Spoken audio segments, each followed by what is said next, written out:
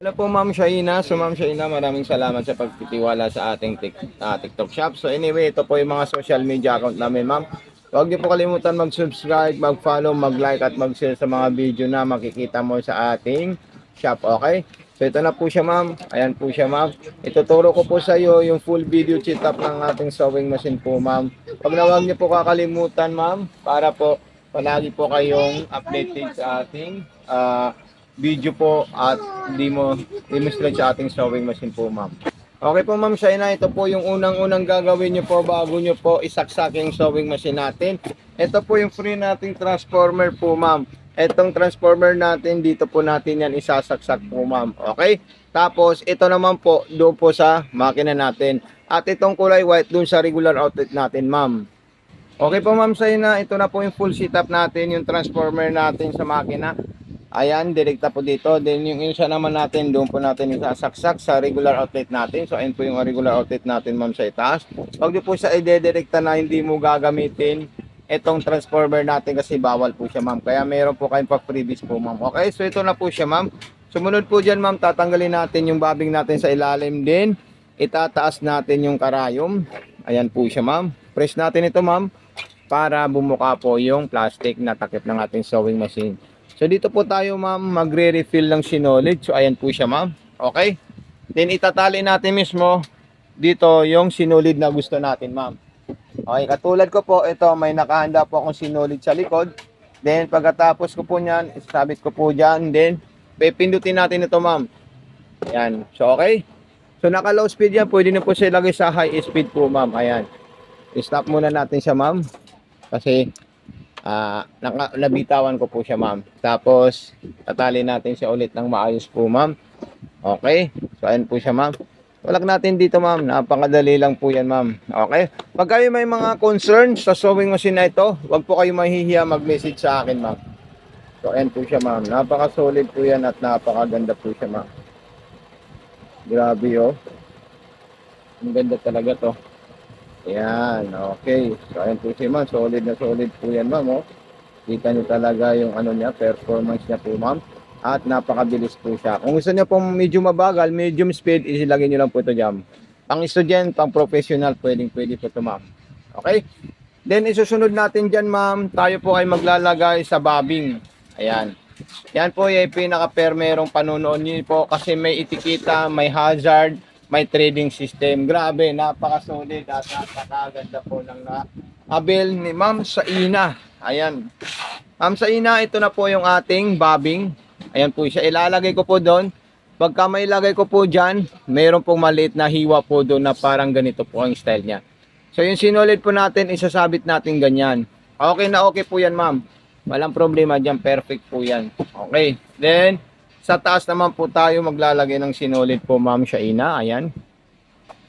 May stick po tayo dito na ilalagay natin dyan. Ayan. Pagkatapos, lalagay natin yan ng sinulid para ma-testing natin yan ma'am. Okay. So ito po siya ma'am. Yung sinulid natin. At ilalagay natin dito ma'am. Ayan. Okay. So kailangan nakataas po yung pressure foot natin po ma'am Shaina. Ayan. Step 1, meron po tayo sa likod. Ayan. Ipapakita ko lang po sa iyo ma'am yung step 1 natin. Ayan po. Step 2, dire-diretso na po siya.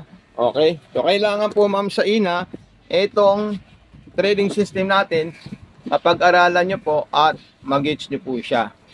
Kailangan mapasok dito din sagad yung sinulid natin para hindi po magtuwalya or magbuhol-buhol yung tahi natin sa ilalim po ma'am. Ayan. Okay. Then dire-diretso na po dito. Ayan po siya ma'am.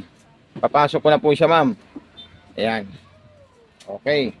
Pag may pasok natin ng ganyan, ang tusok natin sa karayom, straight line, diretso, papunta sa likod. Then, selector na mga stitches. Pang manipis, pang cotton, at pang maong. Ayan. Katulad din po yung zigzag, manual embroidery, garterize, scallop, button holer. Okay. Ipapasok natin yan ma'am. Panoorin nyo po siya ma'am. Para meron po kayong idea kung paano po ma'am. Okay? Napakalupit na sewing machine po ito ma'am. At napakaganda. Ito yung sinasabi namin top of the line ng mga Jaguar brand na basic, pang student, at pang regular. Ayan. Okay, so ayan po siya ma'am sa ina. Naipasok na natin sa loob ng karayom. Then, susunod natin dyan ma'am. Kikita nyo yung bilog. Iikutin natin ito ng pababa, paharap. Para makain niya po yung sinulid sa loob. Ayan. So, ayan po siya ma'am ha. Dahan-dahan ko lang po siya. So, ayun po sila ma'am. Hihilain ko yung sinulid ko ng galing sa karayom. Ang dahan-dahan para masabay niya po yung sinulid sa ilalim. So, ayan po sila ma'am. Ayan. Okay. Ipapasok na natin yan ma'am. Ayan po siya.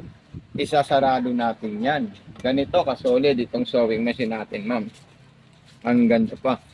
At malinis. At LED power saver pa po siya ma'am. Ayan. Okay, nasa pangmaong po tayo ma'am. Then yung atras abante niya, long press po ito ma'am. Ididiin nyo lang po sa ilalim. Ayan. Long press, atras po siya ma'am. Then pindutin nyo po siya ulit para umabante. Okay. So ayan. So mamaya i-check natin yan. Ipapakita natin sa inyo po yan ma'am.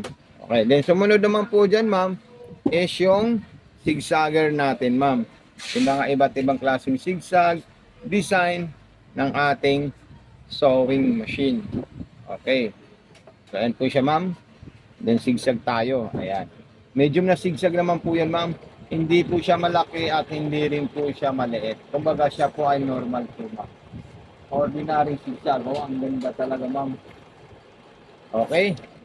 Then isusunod po naman natin dyan is yung pang manual embroidery po niya na masinsin na masinsin. Then isunod naman po natin yung ating garterize po ma'am. Para makita niyo po siya ma'am. Okay. So ayan. Okay, ito naman po yung pang ano natin ma'am. Pang garterize natin. Ayan. Napakaganda po siya gumawa. At gusto niyo mabilis, sagad niyo na po yan ma'am. Okay, so scallop naman po tayo ma'am. Yung magandang klaseng design po ng ating sewing machine. Para makita niyo po siya ma'am sa ina. Ayan. Okay. So ayan, papanorin niyo po ito sa YouTube, Facebook at sa ating TikTok. So ito na po siya ma'am. Ang ganda talaga po ma'am. So okay po ma'am. So maraming salamat po sa iyo ma'am. God bless and more power. At marami po siya. Ito pala yung freebies niya po ma'am. Ayan. Dami po niyang pa-freebies. Thank you po ma'am Shaina.